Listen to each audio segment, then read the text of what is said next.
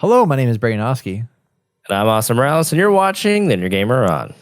And today we'll be talking about our E3 coverage with Ubisoft Forward. Everything from Rainbow Six Extraction all the way to Avatar. Lots and lots of stuff to be had. A really, really exciting showcase. And you can catch everything that you missed right here. Let's go. And as always, if you enjoyed this content, please like, subscribe, and bang that bell, because you know you want to.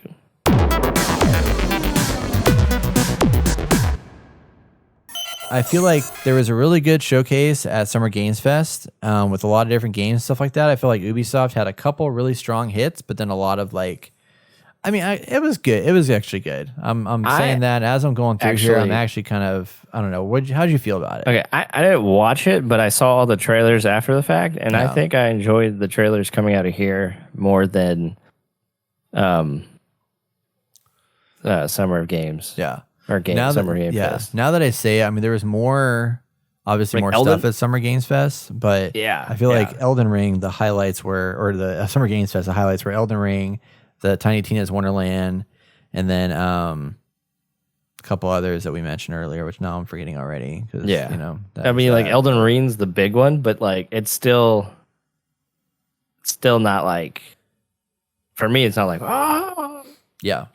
it's like, so I probably won't play it. Really? Probably won't play it. That's how I feel about it. Okay. But some of the games here, I will be playing. So let's talk. Well, I will say one of the predictions I had last week, and I'm pissed off they didn't say anything about. I said that they need to bring Ubisoft Plus to consoles and make it where it works on all the things. And after this, I really want Ubisoft Plus, but I don't want to be locked to just my PC to play all these games. But at this point, it's like there's so many of these games that I want to play, at least try, but I don't want to pay the full title price for them.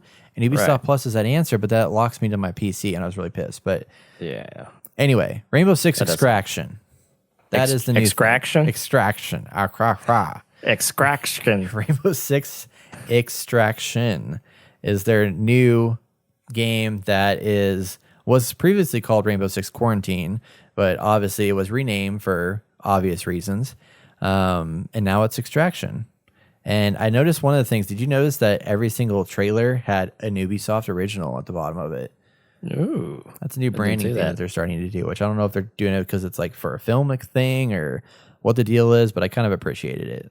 I don't know. I just thought it was kind of interesting that they're putting their brand on all these titles now that they've really built a strong backing for. But yeah, so this game looks really, really cool. 3-player co-op. First off, thoughts. 3-player co-op. No matter how many people you put in here, I'm like, we need one more. You're like, we need another one. Yeah, that's fair. That's fair. Like when they have 4, I'm like, we need another one. Yeah. I guess in most cases, it's just like you, me, and Travis. Like it'd be great. It's just we have that fourth person that's always going to be a conflict. Yeah, that we'll have to figure out. But I was glad we got a release date, September 16th. That's sooner than I thought it was going to be. And it looks really, really good. They showed it really long. They showed a trailer first, kind of set up the story of this parasite that started in New Mexico, and then spread to 3 different containment zones around the country, New York, San Francisco, etc. And then they showed off these different tiers of bad guys that you have to deal with. They're called Archies. That's their short-term name for them, as these Archies. And they're Archons. Well, they call them Archies as that's what they call them in conversation. But yeah, gotcha. Archeons or whatever is the full name of them. Yeah, but the guys were like saying, "Hey, there's an Archie over there," kind of like a walker or stalker or something, or like not a walker. They're alien. Things. Alien things. They're very creepy looking. One thing that I thought was interesting, I didn't quite understand it, but I couldn't tell if it was when they were killing an enemy or what happened with this, but there was this stuff called the Rawl, which was like this liquidy stuff. It reminded me of Zerg's Creep, that kind of roams around. I didn't know how that was created, but I did read that anywhere you see it happen, when it connects to one another, it allows the creatures to move through faster, and it slows you down. Yeah. So I think really it comes out of something on the wall. Yeah. There's something that spawns it. Okay. I wonder if it was the eggs, because there was these eggs around that they would shoot. Yeah. And if they shot the egg or whatever, I think it like disappeared. Yeah. But that was kind of cool. The game looks really good. Yeah, I'm surprised because I remember when this first came out, people were like, "Who asked for this? No one asked for this. Right. We want this. We want that." I'm like, okay, yeah. I mean, yeah. Why would you make this if no one wants it? Like, this is probably going to be stupid, like a lot of the other games that they keep coming out with. But I was really surprised. It actually looks like something I would do. Like, you kind of be kind of silent. It's easy to screw stuff up and then have a whole horde attack you, and it's just a lot harder that way. Yeah. And you have limited resources for each level, and it looks like there's going to be different levels. So, with different missions and like extract somebody or gather info from these aliens. And yeah, that was kind of cool too. It seems like you kind of have a choice if you want to, kind of like when we were playing the zombies mode in Call of Duty, where it's like, do you want to stop now and go get your rewards, or you want to keep going, which is going to get harder and potentially die? Is that kind of what you gathered from it? It's like you have kind of a risk reward. It's like, okay, you stop now, you get your stuff, but if you keep going, you could get better rewards, but you could die and lose all your shit. I didn't get that from it, but maybe I wasn't paying attention enough. Okay. Because I thought there's like so many levels, and then it's like, all right, you can extract, and then that's like, okay, let's go do a different mission type thing. I don't know. Yeah. Well, that's what I was wondering, but it's like the exfiltration, it's like you're going further and further down into the underground or whatever. So it's like every time you went to a different level, you could like recharge and like figure out what you want to do, or you could decide if you want to keep going or not. And if you don't, I think that's when you extract, and then you get whatever rewards you get, and you go back into it. It's kind of what I gathered from it, but I could be wrong. But it was an interesting concept either way, of like there is this like risk reward situation that's happening throughout, and I like that, like when you die, you get like wrapped up into like a wall somewhere, and you have to be rescued by your friends, and they have to come track you down and set up, like, be very strategic. I mean, it's very much got a lot of like the vibes and stuff from Rainbow Six Siege, but built into a co-op game. Yeah. So I really enjoy that. Yeah. Yeah, because I don't want to play against other people because they kick my ass. So that's right. We're too old to play against other people. That's right. We can only play against a computer now. Yeah, exactly. But yeah, I think I like everything about it. Is it its own like standalone, or do you have to have Rainbow Six Siege? Nope, 100% standalone. There will be crossovers, so like you'll get, if you have Rainbow Six Siege, you're giving rewards in Rainbow Six Extraction and stuff like that. But 100% standalone. I'm curious to see if they're going to make it like a live service situation where they're going to like release like new maps and worlds and things like that, or if it's going to be less of that because it's not, people coming back to play multiplayer competitive. I'm curious to know how they're going to keep it running, because that's just like Ubisoft's MO now, is like build service games.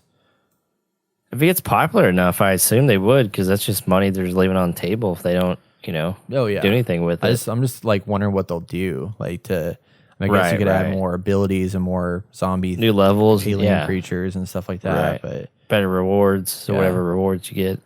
But yeah, it says here in the article it's going to support crossplay and cross save on all platforms day one. That's awesome.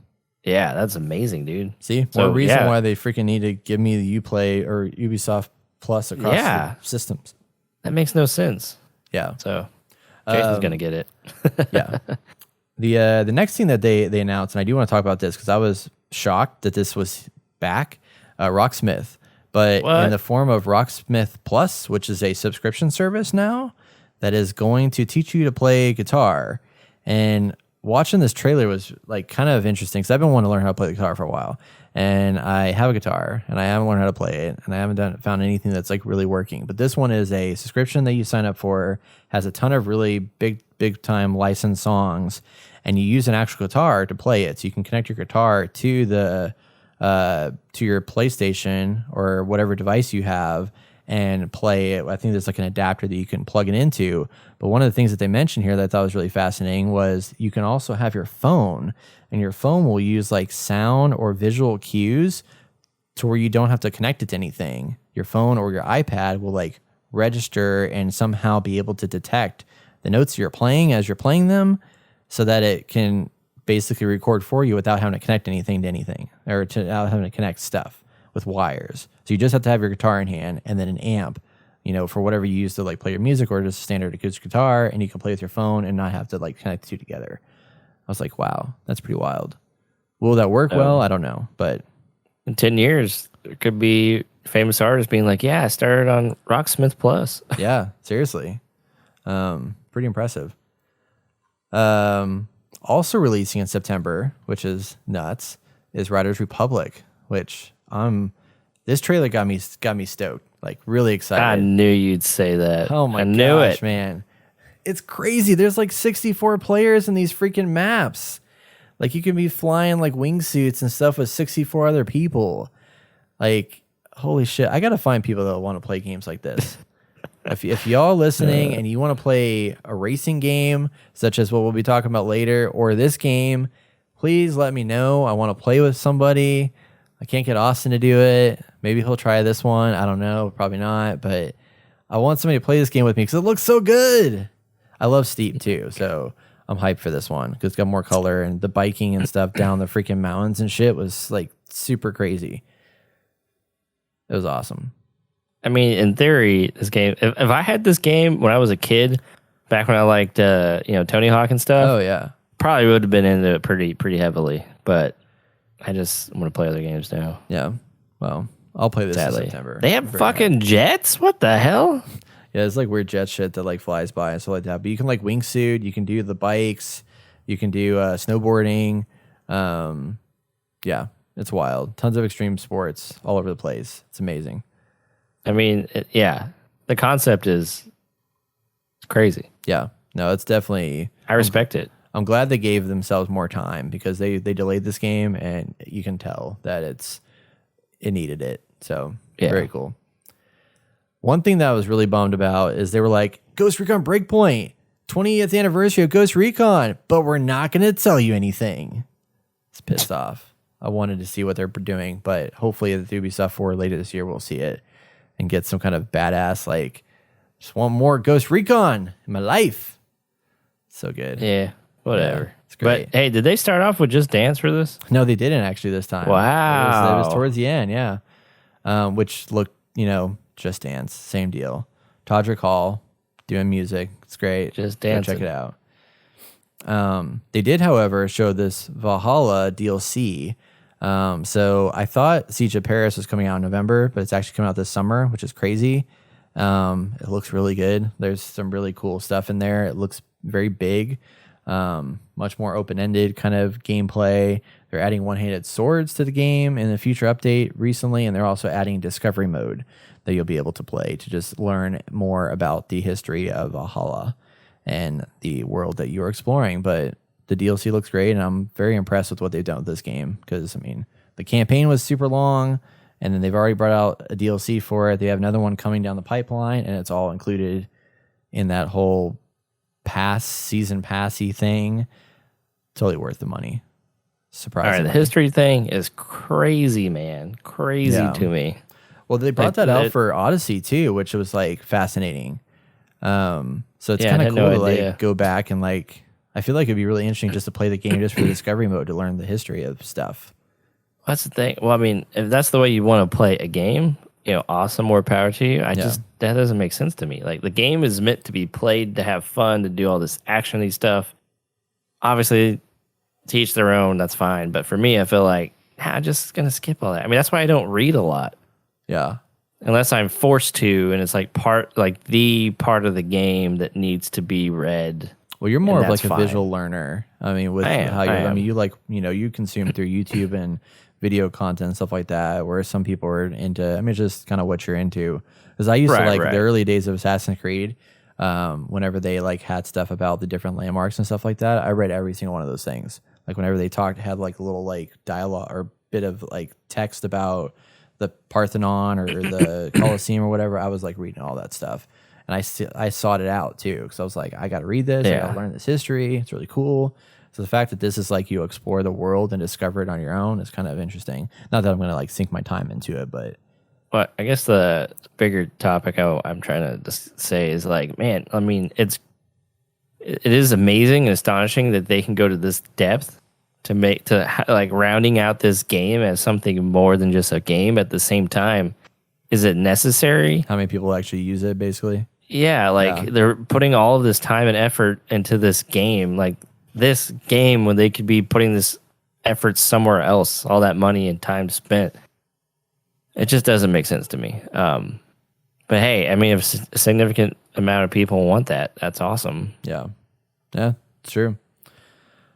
Moving on to Far Cry 6. So they focused a lot on Anton this time around, played by Giancarlo Esposito, which was cool to see a little snippet of him on this one very intense scene under this boat with where he's tracking down his son who ran away apparently, and he was like, "I need you back, son." So they showed him a little bit as the main villain of the game.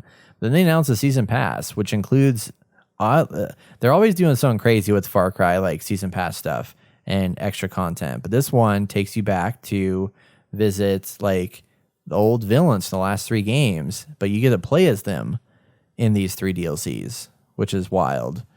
So yeah, like what is happening here? yeah, it's weird because I never thought about that, but they mention how like Far Cry like is centered around a really strong villain character, and that's like what makes the basis of the game. And I was like, that's actually true. I never thought about that, but they really do have a very like that's one person that you're always going after. That's the bad guy, and this time they're flipping the script, and you get to go after the bad, or you be the bad guy. So yeah, but like, what are you doing? Like, you're in this weird world mind thing. Yeah. I don't know what it is. Yeah, that was weird. Yeah, like, what are you doing here? I don't know, man. Just taking over the Makes world. no sense. Doing crazy Makes no shit. sense. It's Far Cry, man. But- It never makes sense. They're crazy. I know. But now they got me intrigued because it's Yeah. like these are some actually pretty amazingly written characters, and I get to play them. But you're obviously not. They're not. This isn't like a real thing, Right. because it's all like kind of a dream thing. Yeah. At least that's how it's being presented. But on top of it, I mean, you get Far Cry 3 Blood Red. Yeah, that was really random. I was like, I was like, what? Why is this here? I don't know. But yeah, so then we got surprised with a brand new sequel for Mario plus Rabbids called Sparks of Hope. And who called that? Who called that? I Did you called call that. Yeah. Was that one of your predictions? That was one of my predictions. Hell yeah, you did. Did you predict the date too? I didn't. Actually, I predicted that it would come out with the... Switch okay, or I something? said before or like one of the launch games for the new Switch. That's good. All right. So I kind of saved myself, even though I kind of cheated because I didn't. Well, damn. It's a bummer. Sad day.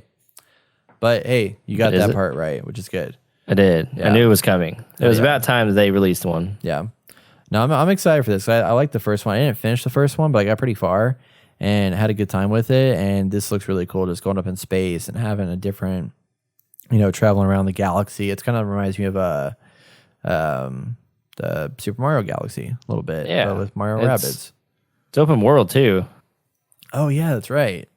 or it's like open area, open level. Yeah. Well, they kind of had that. I bet you it's gonna be more open than before, but they did kind of have that kind of open realm, open like venturing, but it was very tight. It was like you had like 2 pathways you can go down, and like to travel around as you're going from like Oh yeah, I guess tactical you're right. environment to tactical environment.